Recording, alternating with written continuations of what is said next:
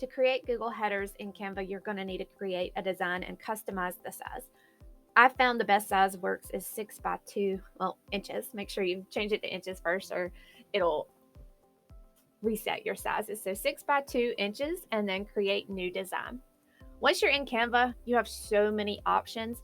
I'm just going to stick with my brand colors for now. First, I will title it. This makes it easier to go back and find later if you have a lot of designs in Canva. And then you can design it. So you can look at the elements, you can change colors, you can even upload pictures. So you teach multiple subjects. You could have a header for science, you could have a header for ELA, you could have a planning header, anything you want. The options are endless. So I'm just going to stick with some of my branding things just so these things are already saved. And then I'm going to go to my recently used and find my favorite dino that I can customize and add it on here too. So again, any option you want to make in Canva.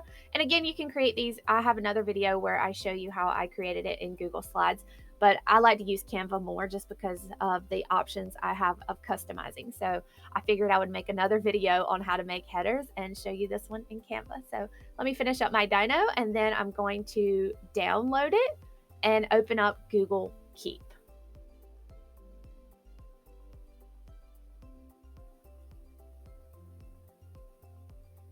All right, once you have Google Keep open, you're going to need to click Take a Note, and your header will be inserted above where title is. So insert an image,